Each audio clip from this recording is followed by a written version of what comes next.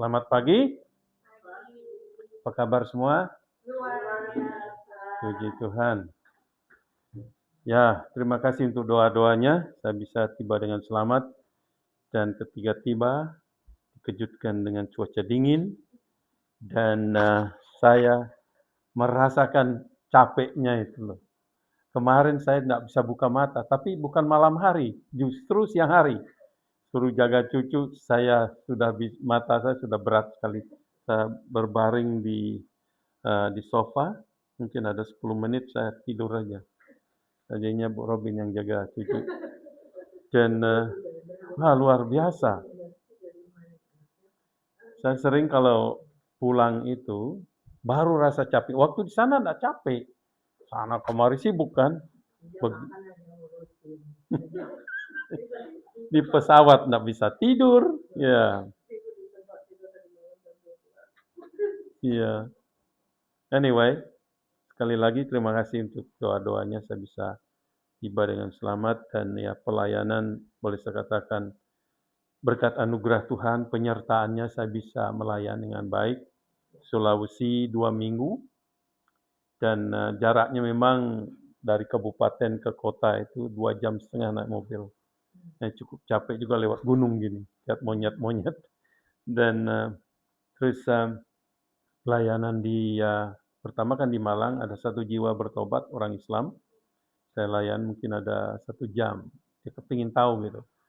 Karena teman yang bawa mau ketemu saya layani dia bertobat, puji Tuhan.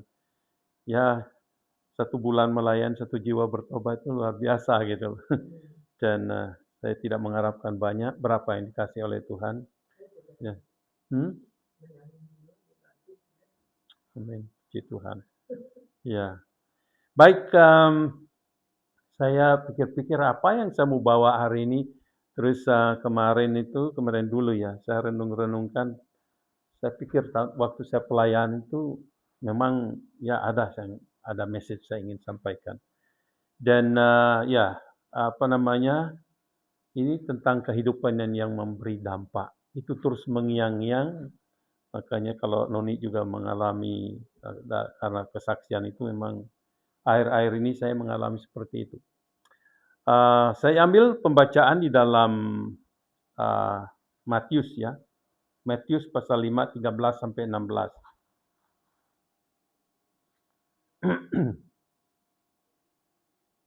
Matius pasal 5, 13 sampai 16 yang berbunyi sebagai berikut. Kamu adalah garam dunia. Jika garam itu menjadi tawar, dengan apakah ia diasinkan? Tidak ada lagi gunanya selain dibuang dan diinjak orang. Kamu adalah terang dunia. Kota yang terletak di atas gunung tidak mungkin tersembunyi. Lagi pula, orang tidak menyalakan pelita lalu meletakkannya di bawah gantang, melainkan di atas kaki dian. Sehingga menerangi semua orang di dalam rumah itu. Demikianlah hendaknya terangmu bercahaya di depan orang, supaya mereka melihat perbuatanmu yang baik dan memuliakan Bapamu yang di sorga. Mari kita berdoa. Bapa Surgawi, terima kasih untuk firman-Mu. Terima kasih kami boleh diberikan kesempatan untuk berbagi dari firman-Mu yang kami baca, yang kami renungkan. Biarlah Tuhan, Roh Kudus akan menerangi, memberikan pencerahan kepada kami, sehingga bukan saja kami mengerti firman-Mu, tapi diberikan kekuatan, keberanian untuk menyampaikan, berbagi dengan orang-orang lain. Biarlah hidup kami ini menjadi kesaksian yang hidup, dan nama Tuhan dipermuliakan. Kami serahkan waktu ini, serahkan hamba Tuhan, hamba-Mu, yang akan menyampaikan pesan Tuhan. Biarlah Engkau urapi, keberkati, supaya apa yang disampaikan memuliakan Tuhan. Terima kasih Tuhan, kami serahkan waktu ini dalam nama Tuhan Yesus. Amin. Dan sekali lagi tema yang saya angkat dari pembacaan ini, yaitu kehidupan yang memberi dampak. Kalau bisa lebih lengkapnya, kehidupan yang memberi dampak bagi orang lain. Bukan saja dalam skop yang kecil, tapi luas. Karena di sini terang dunia. Jadi dunia mendapat dampak ya. kemudian garam dunia, terang dunia.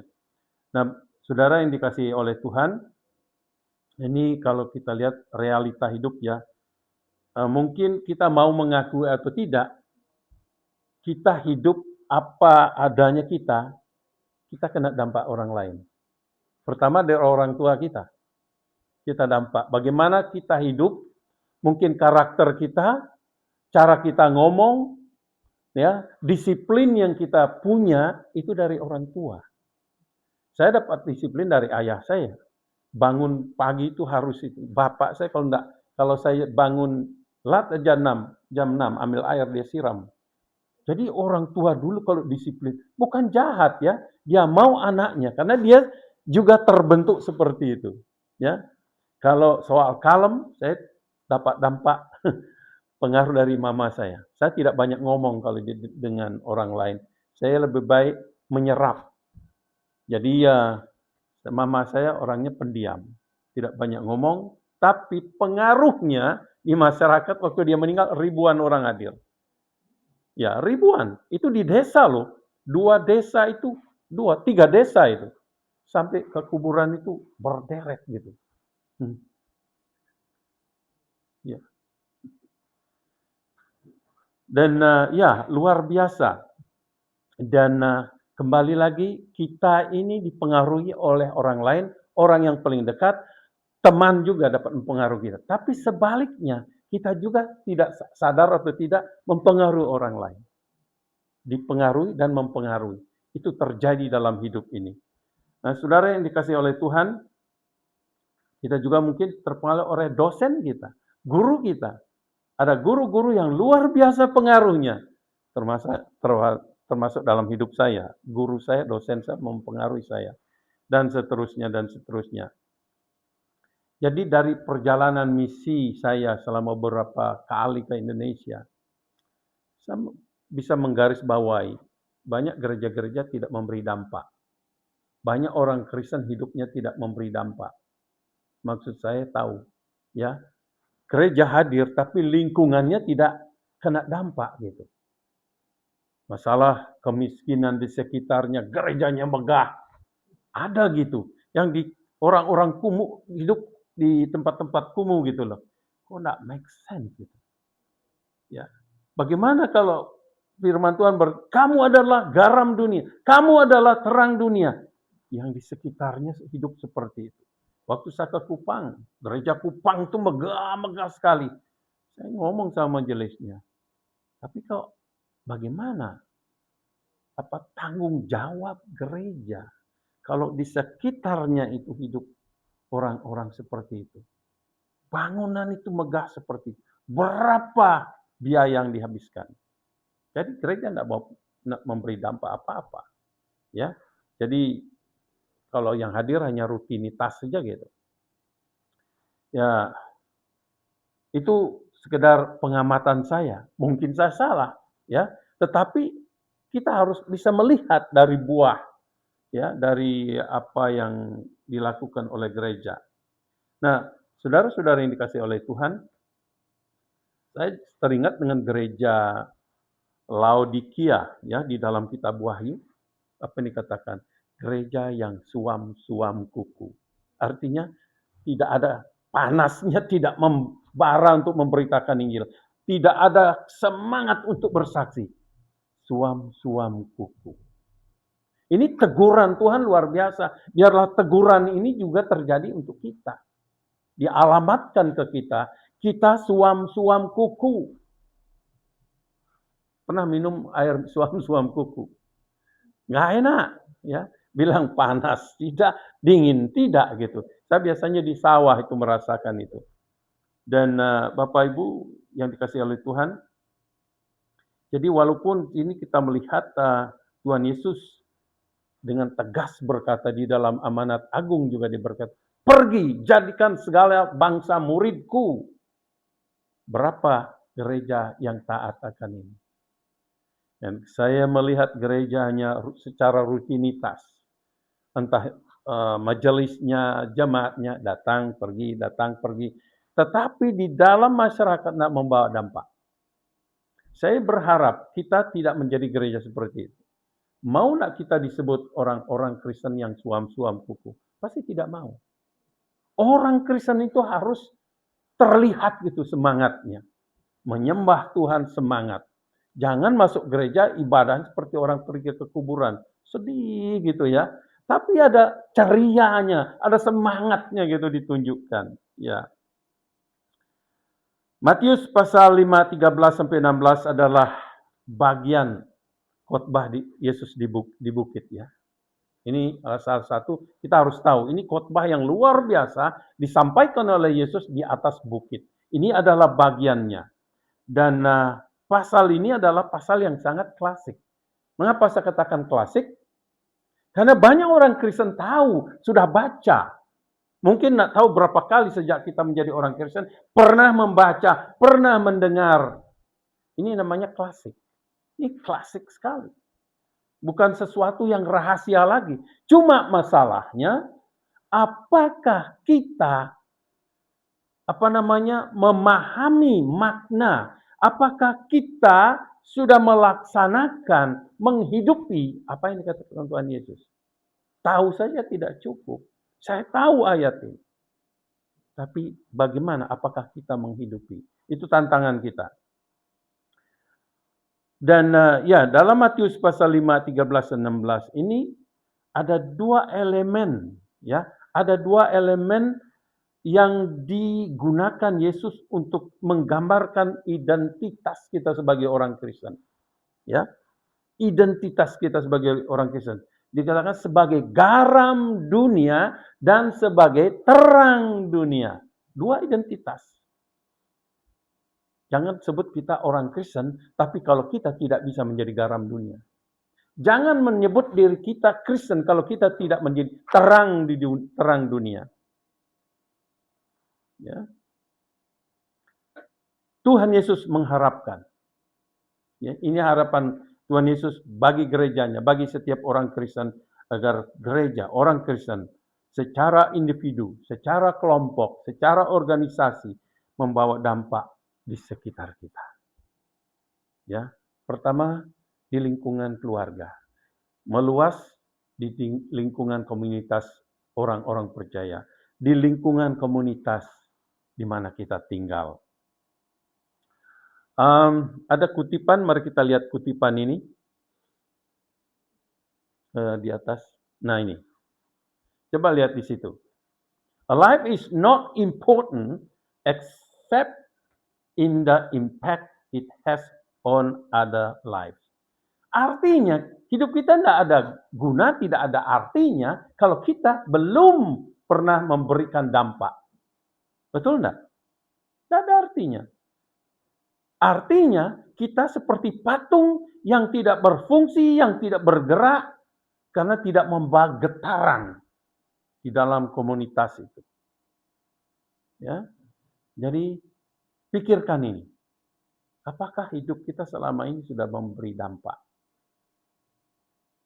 Ya, pergi ke pelayanan saya ke Indonesia, cuma satu ingin, Tuhan, jadikan saya hidup saya ini membawa dampak di komunitas, ya. Dan walaupun kecil, saya melihat, dan di mana saya pergi, orang ingat saya, bukan ingat wajah saya dan sebagainya. Pesan-pesan yang saya sampaikan, itu yang penting. Dan itu meresap dalam hidup mereka. Beberapa pertanyaan untuk kita renungkan ya. Apa itu? Apa tujuan Tuhan menempatkan kita di dunia ini? Itu pertanyakan, mengapa? Mengapa saya ada di dunia ini? Mengapa saya dilahirkan di dunia ini? Dan dibiarkan hidup. Kita tidak tahu berapa lama kita hidup. Tante sudah berapa? 93 tahun diizinkan hidup. Tante sudah banyak dampak. Masakannya dirasakan, ya toh? Ya, generosity-nya berdampak itu. Ya. Dari Indonesia ke sini sampai Presiden Soekarno pun ingat dia. Dampaknya itu luar biasa. Dan kalau memang ini pertanyaan, kalau memang ada surga, satu tempat yang kekal tanpa ada penderitaan, ya, Lalu mengapa Allah membiarkan kita hidup di tempat yang begitu sulit di dunia ini? Kan ada sana, kenapa tidak enak juga di sini? Kenapa di dunia ini tidak dijadikan sorga? Ya kembali lagi karena kejatuhan manusia yang pertama. Gara-gara Odom, ya, Adam. Gara-gara Adam dan Hawa, kita adanya seperti ini. Karena pelanggaran satu orang, maka kita kena dampak. Tapi karena pengorbanan Adam kedua, dampaknya apa? Kita menerima keselamatan. Kita punya pengharapan hidup yang kekal. Adam pertama membuat kita jatuh dalam dosa, hidup dalam dosa, tapi Adam kedua yaitu Yesus Kristus memberikan pengharapan hidup yang kekal. Itu dampaknya luar biasa. Saudara, ya memang hidup ini pilihan dari sejak Adam sampai sekarang hidup.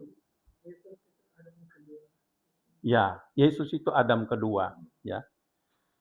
Dan apa namanya? Oh, mari silakan.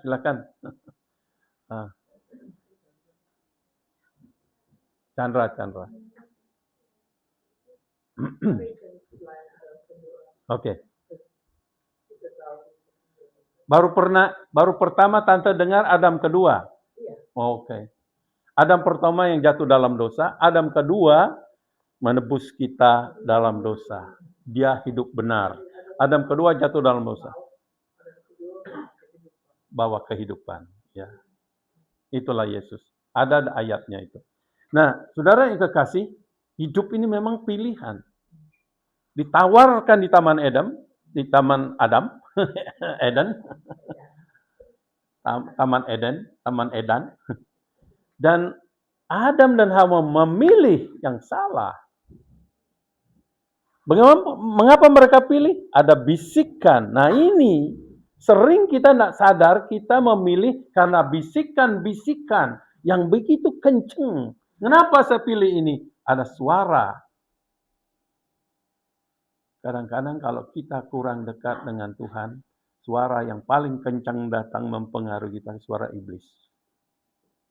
Tetapi kalau kita dekat dengan Tuhan, suara Tuhan lebih kencang kita dengar. Hati-hati dalam memilih. Memilih pasangan, memilih pekerjaan, memilih apa saja. Suara dengar suara itu.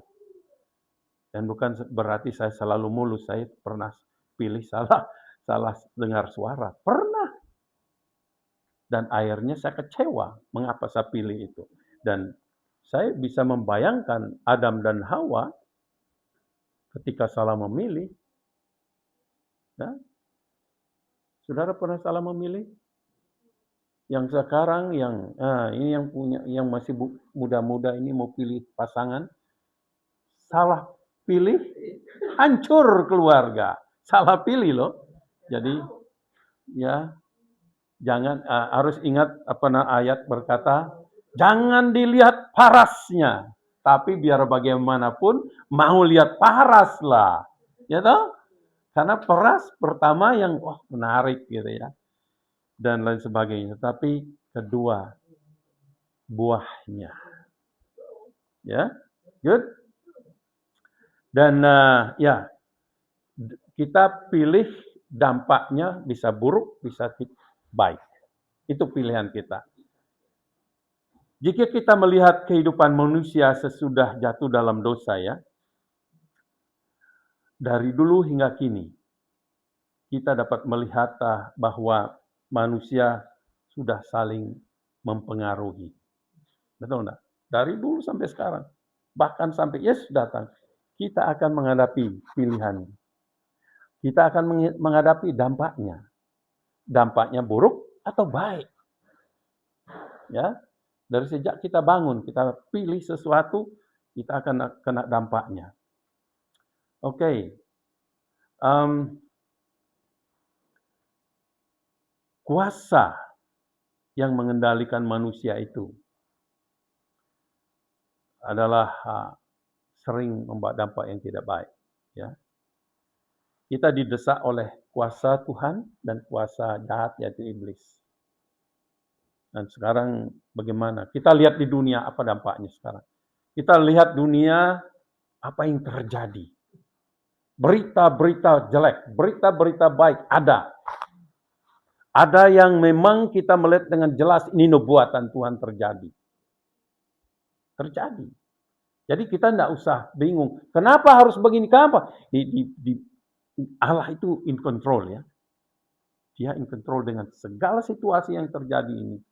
Ya, jadi jangan dengar apa kata orang, baca firman yang terjadi sekarang ini.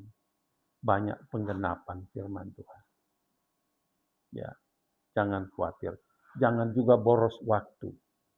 Ya, waktu itu berharga.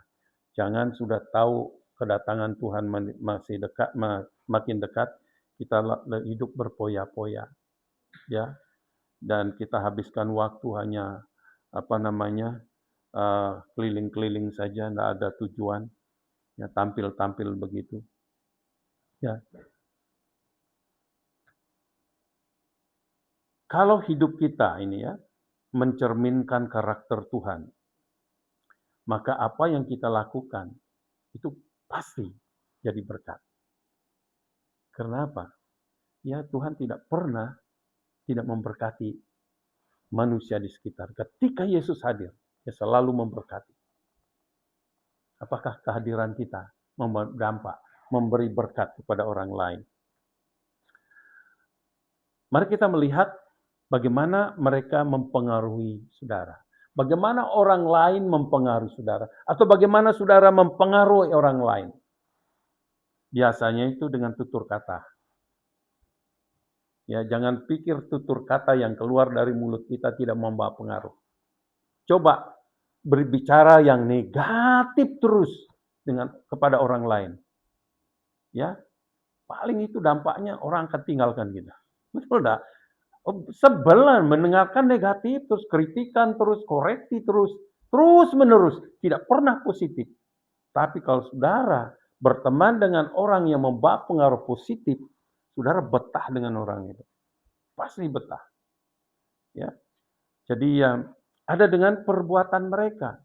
Mereka tidak banyak ngomong, tapi berbuat sesuatu yang membawa dampak.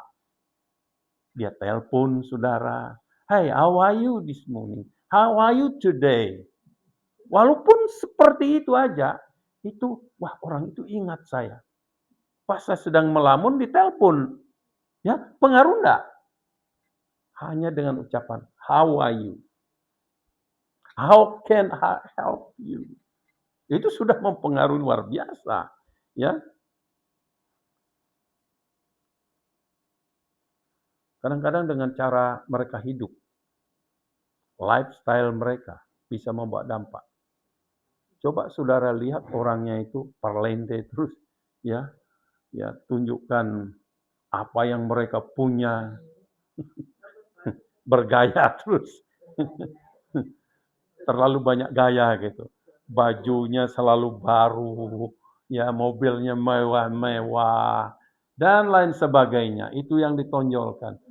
Terus apalagi sekarang selfie ya, kemana selfie? Ini loh aku ada di sini.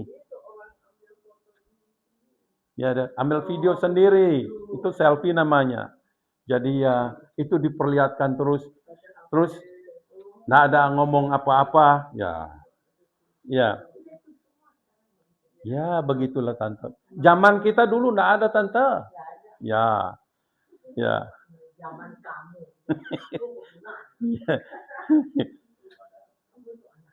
Pernyataan Yesus di sini ya dalam Matius pasal 15. Dengan jelas Yesus bermaksud agar orang Kristen membawa pengaruh di dunia ini. Dengan kata lain, sebagai orang Kristen kita ditempatkan di dunia untuk membawa pengaruh. Ya. Kapan kita sudah tidak bawa pengaruh? Kalau sudah mati kan, paling nama kita dikenang. Tapi selama hidup, buatlah sesuatu yang membawa dampak. Dan dampaknya itu kekal, ya, berdampak lama. Nah, Bapak Ibu, ingat ini. Apa yang dikatakan Yesus sebagai identitas kita itu mengandung tanggung jawab. Kalau Tuhan berkata, kamu adalah garam dunia, itu mengandung tanggung jawab. Bukan sekedar identitas, tapi saya harus mempertanggungjawabkan itu di hadapan Tuhan. Kalau saya sebagai pendeta dikatakan, saya harus bertanggung jawab dengan titel itu. Ya.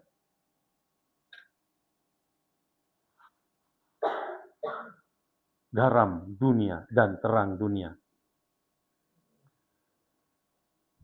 Saya memberikan contoh ya, ketika seorang pendeta memberkati pernikahan. Ketika dia berkata, kamu sekarang sudah menjadi suami dan istri. Bertanggung jawab enggak? Oh, bertanggung jawab. Ketika saya katakan, kamu sekarang sudah menjadi suami istri. Dia sudah tidak lagi hidup seperti seorang bujang. Perkataannya sudah tidak aku lagi, tapi kita. Betul enggak?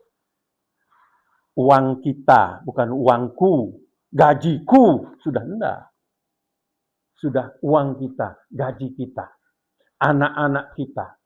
Jangan yang nakal itu anak papa. Yang baik anak mama. Jangan ya. Ya, jangan.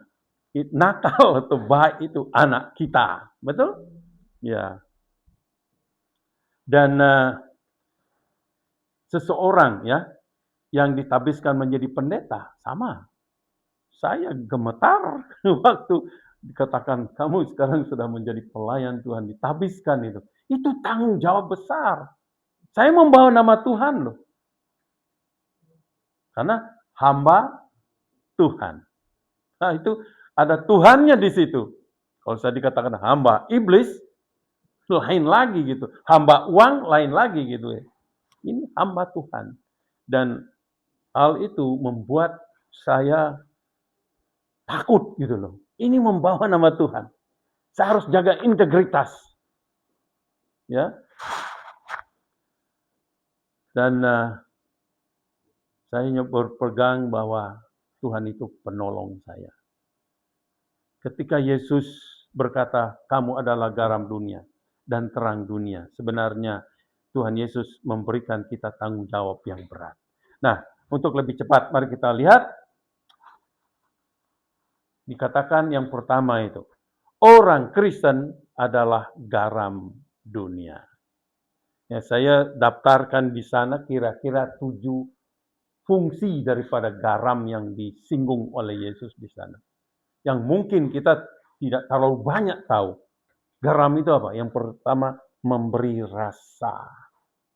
Setiap makan tidak ada garam, bilang apa? Tidak ada rasa, hambar.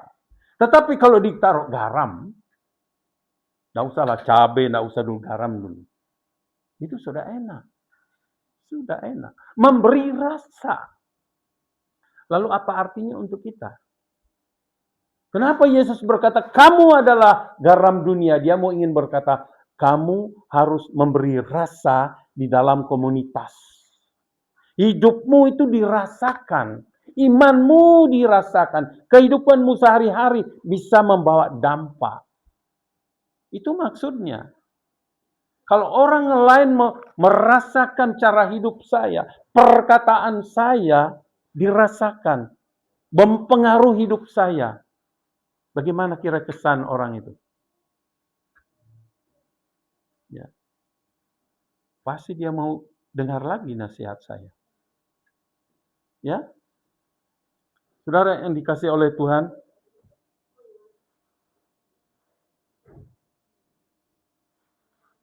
ya, garam memberi rasa asin. Tapi di sini pertanyaan, apakah ada garam yang airnya tidak asin? Apakah ada garam yang airnya tidak asin? Ada. Kalau garam 1 sendok dicampur lumpur 1 ember, sudah tidak ada rasanya. Itulah maksud Tuhan Yesus, kalau garam sudah tidak ada rasa, Apa artinya? Yang mempengaruhi kita, yang buruk-buruk mempengaruhi kita, yang membuat kita tidak ada rasa lagi. Ya, betul nggak? Coba bergaul dengan orang dunia yang hidupnya ada karu-karuan. Iman kita baru melangkah satu langkah untuk percaya Yesus. Sudah dipengaruhi oleh falsafah dunia, cara berpikir orang dunia, cara hidup orang dunia. Kita sudah ada rasanya di situ. Bahkan dikatakan diinjak-injak. Artinya hidup kita sungguh mempermalukan. Dihina. Orang Kristen kalau sudah diinjak-injak karena perbuatannya itu memalukan Tuhan. Ya. Maka dikatakan, jika garam itu menjadi tawar, dengan apakah ia diasinkan? Sulit. Dengan apa dia diasin? Harus dikeluarkan semua lumpur tadi. Ya. Tidak ada gunanya selain dibuang dan diinjak orang. Kalau demikian, apa yang membuat garam kehilangan rasa asin? Jadi seperti yang saya katakan, karena dicampurannya itu lebih banyak daripada garam itu sendiri.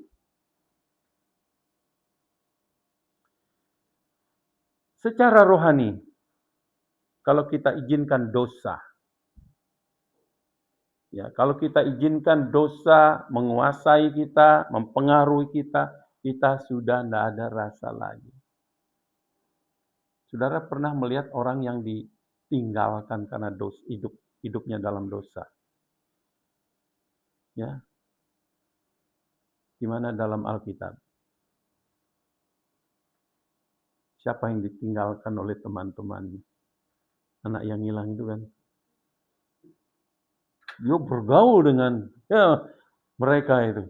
Setelah habis segalanya, dia ditinggalkan. Dia hidup di dalam dosa dengan orang-orang tersebut. Tapi ada Bapa yang menyambut. The only way kita bisa kembali menerima identitas sebagai garam itu. Kembali kepada Dia yang memberikan kita rasa itu. Ya, kembali kepada Yesus. Sangat sedih kalau hidup kita hina oleh apa yang kita lakukan, keputusan yang kita ambil. Kita hina. Kemudian garam yang kedua itu pengawetan. Tahu nggak zaman dulu, nggak ada kulkas zaman dulu. Untuk mengawetkan sesuatu harus ada garam. Itu zaman dulu. Diawetkan. Saya hidup di Sulawesi, itu di pinggir pantai orang buat ikan asin. Kalau nggak ada garam, ikan itu akan cepat busuk.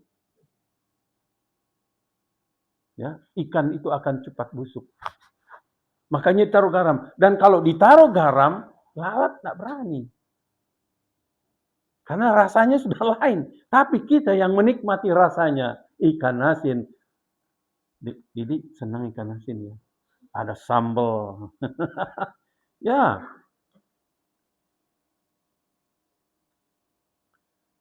Saudara coba taruh ikan segar di udara yang terbuka.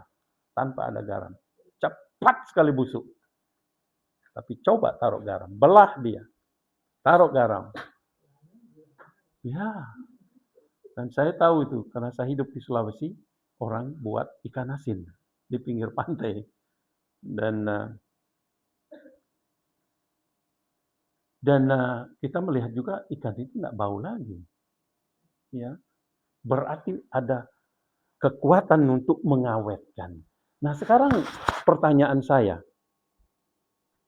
Kehadiran kita, karena kita punya iman. Apakah kita membuat komunitas itu awet, diselamatkan dari perbuatan-perbuatan yang tidak baik? Kalau orang tua hidup di dalam Tuhan, imannya itu mempengaruhi. mengawetkan keluarga itu. Menjauhkan keluarga itu dari segala hal-hal yang tidak baik. Oke? Jadi iman Kristen memampukan orang Kristen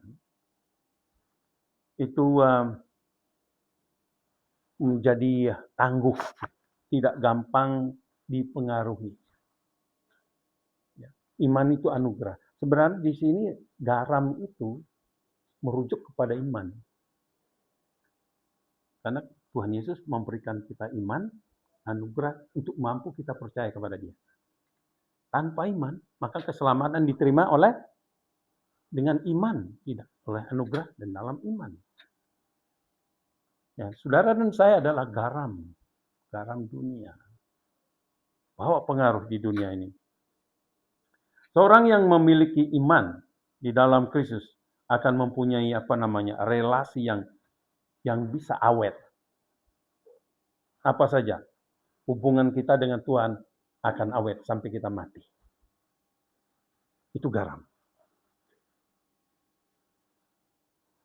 Kemudian hubungan pernikahan kita akan awet. Hubungan kita dalam keluarga juga awet. Ya. Hubungan sesama orang percaya juga bisa awet. Siapa di sini punya teman yang umurnya sudah katakan 50 tahun berumur? 50 tahun punya teman. Awet. Tidak usah 50 tahun, terlalu lama. 10 tahun aja. Ada yang punya teman 10 tahun? Ada? Banyak ya? Dan semua itu, relasi kita bisa awet. Kalau kita benar-benar punya iman di dalam Yesus Kristus. Kalau kita benar-benar menjadi garam.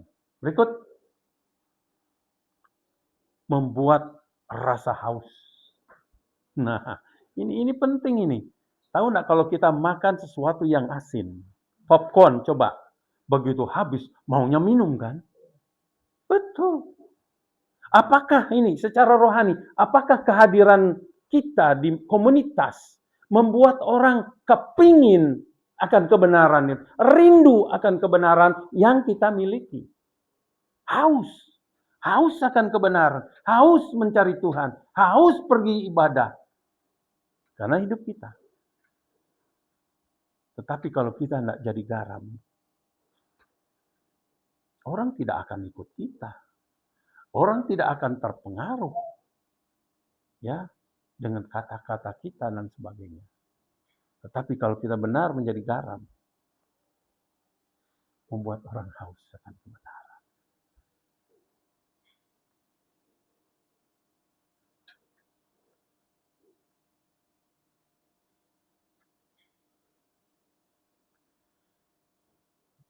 Kehadiran orang Kristen dalam komunitas akan membuat orang non-Kristen tertarik. Ya mungkin pertama lihat kita punya, ada orang tertarik karena kita punya jabatan, pekerjaan, ya, apalagi mungkin hidup pernikahan kita, dilihat semua.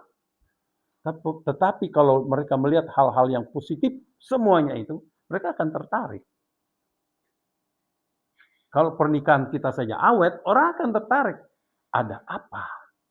Padahal secara statistik, 5 tahun saja pernikahan itu sudah mulai goyah. 5 tahun secara statistik. Ya 5 tahun ini bulan madu. Sesudah itu madunya hilang. Tinggal bulannya gitu. Ya. Dan Allah memang memakai kebutuhan-kebutuhan seperti itu agar manusia ya mencari sesuatu yang lebih baik dari apa yang dia punya di dunia ini. Dia mau mencari. Tahu nggak rasanya kalau orang nggak puas itu? Kalau kalau dia tidak pernah puas, dia mau cari ini, mau punya semuanya. Tapi kalau kita sudah menjadi garam, Di dalam diri kita itu sudah kita mendapatkan kepuasan. Tetapi kalau kita tidak menjadi garam, kita tidak pernah puas. Orang lain juga tidak akan merasakan kehidupan kita. Kadang-kadang pengaruh kita, pengaruh iman kita bukan karena banyak yang kita punya. Ya, kita mungkin orang yang sangat sederhana. Saya kasih contoh ya. Ada tukang bakso. Dia hidupnya sederhana sekali. Ya paling-paling ada kamar tidur, ada dapur di situ dan semuanya. Setiap hari dia jualan. Ini ada cerita sungguh. Dia jualan bakso. Pulang dari jualan, laku atau tidak dia nyanyi. Dia mengucap syukur. Tetangganya itu orang punya, the have. Dia punya segala-galanya. Dia lihat perhatikan bapak yang jual bakso ini, kok nyanyi terus gitu ya. Pulang baksonya udah laku masih nyanyi gitu loh. Lama-lama orang kaya ini tanya. Karena dia merasa dia di dalam tempat tidurnya gelisah. Harta punya, apa-apa punya, tapi kenapa gelisah? Dia lihat ini bapak ini punya satu kamar, tempat tidur, dapur, dan itu saja. Tapi jual bakso bisa nyanyi terus gitu loh. Akhirnya ditanya, dia jelaskan. Yang membuat saya bisa hidup seperti itu. Karena ada Tuhan Yesus dalam hidup saya. Luar biasa kan? Luar biasa. Jadi ya Bapak Ibu yang dikasih oleh Tuhan, akhirnya Bapak yang kaya tadi bertobat. Dia mulai generous. Apa yang dia punya dia mulai berikan. Berikan. Kalau orang kaya tidak punya Tuhan, pelit. Pelit banget. Ya, dia mau apa? Ngambil. Ngambil, tidak pernah nabur. Hidup perlu nabur ya. Perlu nabur. Kalau kita tidak pernah menabur, kita tidak pernah menuai. Itu teori pertanian. Kalau kita nabur, kita pasti menuai. Kalau tidak pernah menabur, tidak pernah menuai. Apa yang kita tabur? Perbuatan juga, waktu, tenaga. Kita tabur sama dengan orang lain. Dan kita menuai. Saya menemukan orang-orang yang suka nabur. Itu luar biasa hidupnya sukacita. Dan seperti keran itu airnya jalan terus. Karena dia buka keran itu. Kalau disumbat terus karatan itu keran itu. Belajarlah. Waktu kita tabur. Ya, tenaga kita tabur. Kemarin itu saya kunjungi ada orang yang saya tahu masih kecil sekali dia. Ada waktu saya di Sulawesi, katakan, Pak, Bapak bisa enggak kunjungi ibu ini? Dia kena kanker payudara, sudah di kemo dan sebagainya. Dan karena saya tidak pernah, saya cari alamatnya ketemu. Dan saya melihat, walaupun dia sudah di kemo dan sebagainya, mukanya cerah. Dia tidak melihat kankernya sebagai ancaman dalam hidup. Sekarang tinggal batuk-batuknya aja. Batuk itu pengaruh katanya obat. Sampai kankernya sudah masuk ke tulang sini, sudah dipasang pen. Tapi saya melihat tidak seperti orang tidak sakit. Kenapa? Dia cinta Tuhan. Lain kalau orang cinta Tuhan itu pengaruhnya untuk hidupnya. Dia luar biasa kuatnya. Setelah saya kirim foto, saya sudah kunjungi. Wah, mereka senang sekali. Mereka senang luar biasa. Kenapa? Bagi saya, waktu saya, tenaga saya, perhatian saya, itu saya berikan sebagai taburan benih. Saya menabur dan menabur. Saudara yang kasih oleh Tuhan, mengapa orang Kristen sulit senyum ya? Ada orang sulit senyum. Dan saya cuma katakan, ya, ada di dalam persoalan ada dalam hati. Ya. Karena banyak persoalan, tidak bisa senyum. Tapi kalau persoalannya kurang, Yesus ada di dalam, maka dia akan senyum. Berikut, saya berusaha singkat-singkat menyembuhkan. Ya. Jadi garam itu juga berfungsi untuk menyembuhkan. Dalam hal apa? Saudara tahu nggak kalau tenggorokan ada bakteri? Dokter selalu menganjurkan kumur-kumur, bakterinya itu mati. Ada banyak hal, garam itu berfungsi untuk menyembuhkan. Kalau dokter gigi habis dibilang, nanti kumur-kumur air garam ya, gitu. Pasti itu. Karena bakteri itu harus dibunuh. Dia menyembuhkan. Ya. Dan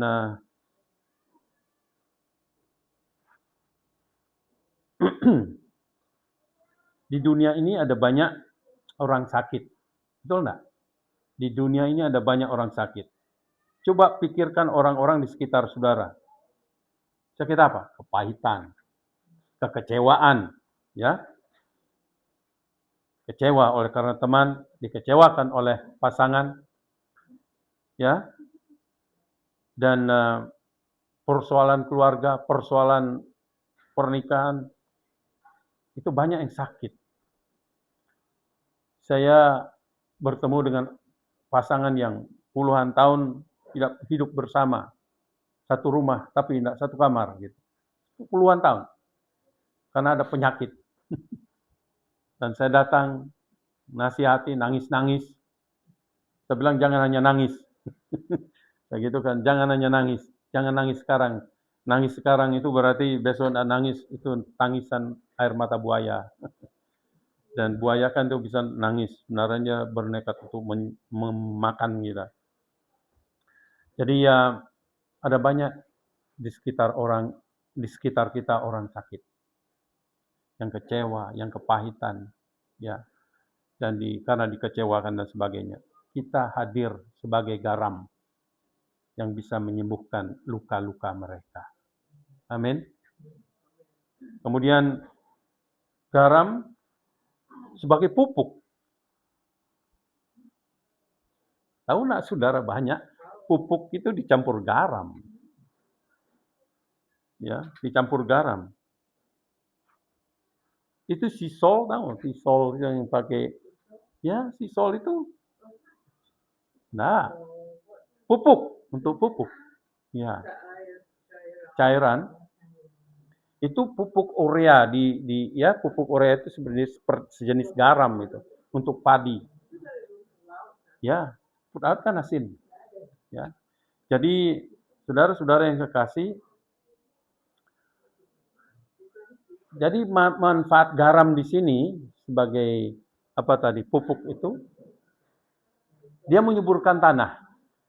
Ya, dia menyuburkan tanah, dia meningkatkan hasil panen. Saya karena kerja di sawah, saya tahu persis. Ya, sebagai apa namanya organik, ya, pestisida organik. Kadang-kadang itu ditaruh di air, disemprotkan, merang itu bisa mati, tidak mau datang. Jadi garam itu luar biasa fungsinya. Jadi kehadiran kita, ya, untuk menyuburkan. Kehadiran kita di dunia ini membuat hubungan kerohanian kita, kerohanian orang lain menjadi subur. Bisa enggak? Kalau kita ngomong dengan orang lain, itu seperti taruh pupuk, ya, dalam hidup orang itu. Kalau kita, hidup kita itu sebagai penyalur berkat dari Tuhan. Dan kita menyuburkan kerohanian orang itu. Itu maksudnya. Oke, lanjut lebih cepat. Garam punya kekuatan untuk menghancurkan. Apa yang paling keras di dunia ini yang bisa dihancurkan? Besi. Coba taruh di daerah dekat pantai. Orang kalau beli mobil, Anda tinggal di mana? Dia tanya itu. Karena apa? Kalau dia tinggal dekat pantai, itu mobilnya gampang keropos. Makanya mereka tidak akan beli mobil yang orangnya tinggal dekat pantai. Besi-besi dekat pantai pasti keropos. Nah, kehadiran kita ini soal apa yang keras itu dosa. Ya, dosa bisa dihancurkan oleh kehidupan kita secara rohani. Kita adalah garam. Kehadiran kita di dunia ini, kita berhadapan dengan dosa. Kita harus sungguh hidup di dalam dosa. Menghadapi orang-orang yang hidup dalam dosa seperti pernikahan sejenis, ya, yang bingung dengan gendernya. Apakah saya laki, apakah saya perempuan? Itu banyak terjadi. Kehadiran kita menjadi garam, menyembuhkan mereka. Ya. Saya singkat aja.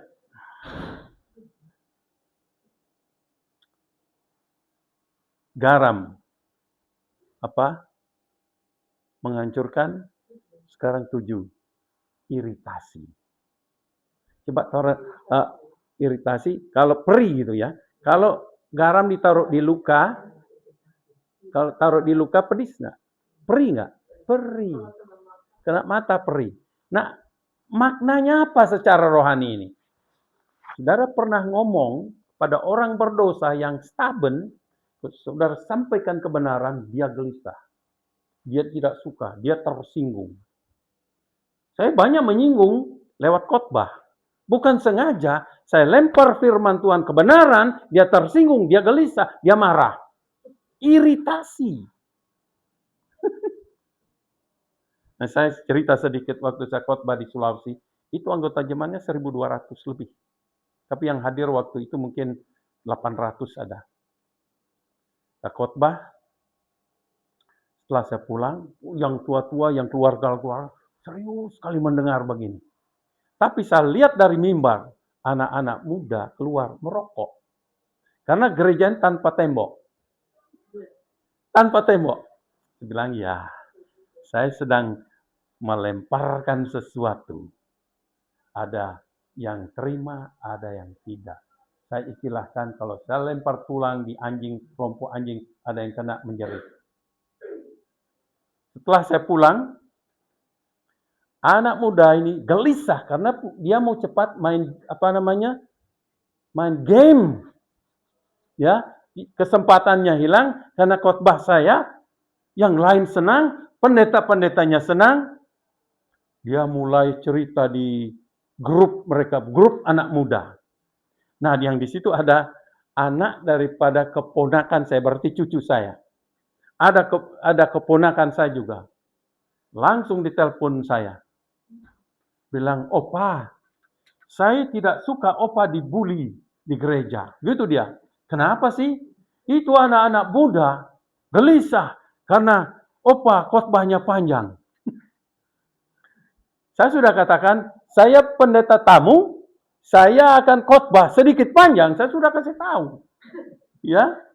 Ya. Karena kalau kalian main judi, kalian tidak tahu berapa jam kalian menjudi, tidak pernah tanya kenapa begitu lama. Tapi dengar firman Tuhan, kalian gelisah. Betul enggak?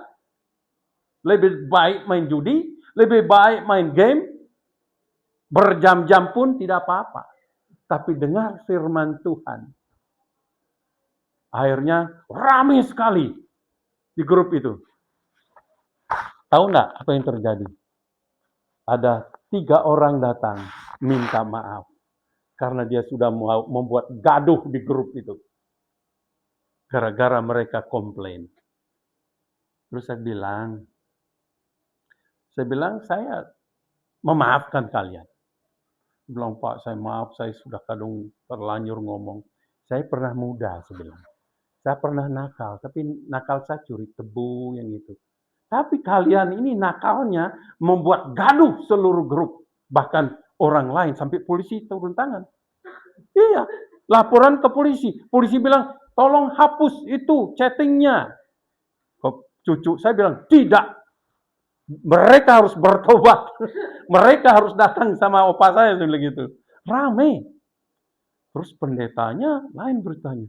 Pak, terima kasih sudah memberikan inspirasi, ya, pencerahan kepada jemaat di sini. Lain kan? Jadi ada pro dan kontra.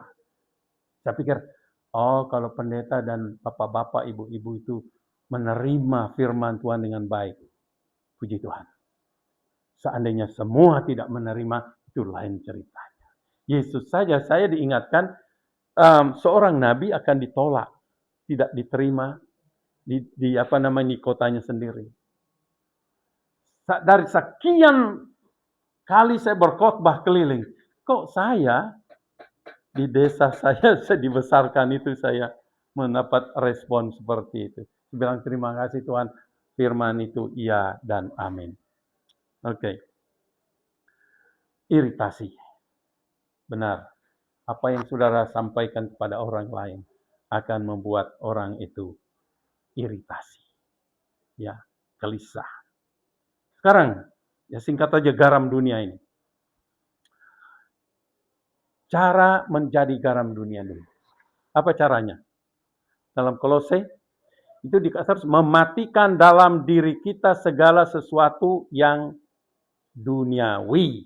Ya, Kolose pasal 3:5 berkata, karena itu matikanlah dalam dirimu segala sesuatu yang duniawi, yaitu percabulan, kenajisan, hawa nafsu, nafsu jahat, dan juga keserakahan yang sama dengan penyembahan berhala. Saya kembali lagi tentang ikan asin tadi. Ikan itu tidak enak, tidak asin, dan lain sebagainya sebelum dia mati. Cara mengasinkan, kalau ikan hidup ditaruh garam, tidak akan masuk garam itu. Mati dulu. Orang Kristen tidak akan memberi rasa, ya. Orang Kristen tidak akan bisa menjadi terang kalau dia tidak mengalami kematian terlebih dahulu. Mati dulu, baru bisa hidup. Ya, garam dunia.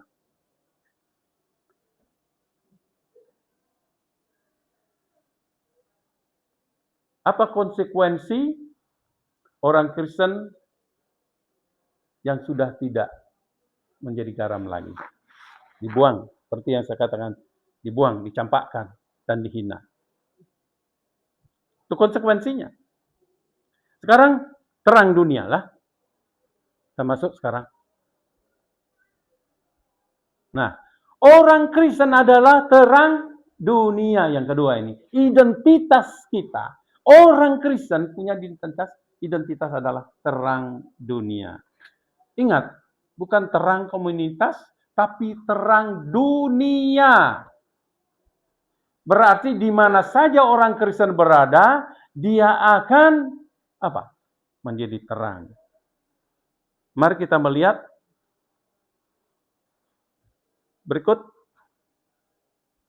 fungsi terang. Jadi bukan terang-terang biasa. Terang menaklukkan. Saudara pernah tinggal di listrik mati di kamar? Ya, pernah kan? Apa yang terjadi? Nggak bisa lihat apa-apa, gelap kan? Coba nyalakan lampu. Dia taklukkan tuh kegelapan. Dia usir itu kegelapan. Dan kalau gitu, apakah kehadiran kita bisa menaklukkan kegelapan dunia ini? Kegelapan dosa di dunia ini. Ketika Yesus berkata, kamu adalah terang dunia. Dia bermaksud taklukkan kegelapan dunia ini. Lalu kehidupanmu. Ya. Kemudian menerangi sekitarnya. Itu sudah pasti. Kalau kita kamar kita gelap, rumah kita gelap, kita tidak bisa lihat apa-apa. Betul nggak? Tetapi kalau kita nyalakan lampu, semuanya kelihatan. Jadi kehidupan kita Kadang-kadang saudara-saudara, kehadiran kita membuat orang sadar akan dosa mereka. Ya, sadar mereka akan dosa mereka. Kenapa? Kita mau buat terang. Kehadiran Yesus sebagai terang dunia. Apa yang terjadi? Orang yang berjalan dalam kegelapan telah melihat terang. Sebelumnya tidak bisa melihat. Nah, terang di sini adalah kebenaran. Ya. Berikut menunjukkan perbuatan baik. Ya. Jadi terang yang dimaksudkan di sini, apa yang kita katakan, apa yang kita lakukan, itu bisa apa? Dilihat, didengar, perbuatan baik kita tercermin dan dapat membawa dampak. Coba saudara lakukan sesuatu yang baik untuk orang lain. Mungkin tetangga saudara, ya. Kemudian menjadi penunjuk arah atau jalan. Kalau kita hidup dalam kebenaran, Yesus sudah katakan, aku adalah jalan dan kebenaran dan hidup. Tidak seorang pun sampai kepada Bapa di surga kecuali dengan aku. Kalau kita hidup dengan Tuhan Yesus, kita menjadi penunjuk jalan kebenaran itu sendiri. Jadi, saudara-saudara, itu identitas kita itu luar biasa. Ya. Kemudian berikutnya apa? Memuliakan Bapa di surga dikatakan. Dan saudara, kalau kita mau memuliakan Bapa di surga, hidup dalam terang. Hidup sebagai garam dunia. Itu menyenangkan hati Tuhan. Membesarkan nama Tuhan. Cara menjadi terang dunia. Menerima Yesus. Ya. Menerima Yesus Kristus sebagai terang, sumber terang. Kita ini bukan pemilik terang. Kita ini bukan sumber terang. Yesus adalah terang. Maka Yesus dikatakan, aku adalah terang dunia. Siapa yang berjalan dengan aku tidak akan berjalan dalam kegelapan. Dia akan memperoleh terang hidup. Jadi saudara-saudara yang kekasih dalam Tuhan, yang kedua itu mengikut Yesus. Tidak saja kita menerima terang itu, tapi selanjutnya secara aktif mengikut dia. Karena di mana Yesus ada, di situ ada terang. Karena dia adalah sumber terang. Oke? Nah sekarang sebagai kesimpulan, saya ingin bertanya. Apakah hidup saudara yang sekarang ini karena ada pengaruh atau dampak dari orang lain? Ingat itu. Entah itu orang tua saudara, entah itu teman-teman, entah itu dosen atau guru-guru yang sudah mempengaruhi saudara. Pasti ada. Berikutnya, apakah selama saudara ikut Tuhan sudah memberi dampak di masyarakat? Nah, apakah? Hanya saudara yang bisa menjawab. Apakah ada orang lain hidupnya berubah karena saudara? Apakah saudara berubah oleh karena orang lain? Jadi kita bisa melihat ya, kita ini berubah oleh karena kehidupan orang lain. Orang lain berubah oleh karena kehidupan saya. Hanya ada dua kemungkinan. Ya, mari kita jadi garam dunia dan terang dunia. Dan ada banyak yang saya ingin sampaikan di sini, tetapi saya rasa itu sudah cukup. Yang sekarang tanggung jawab kita adalah menghidupi sebagai terang dunia dan garam dunia. Mari kita berdoa.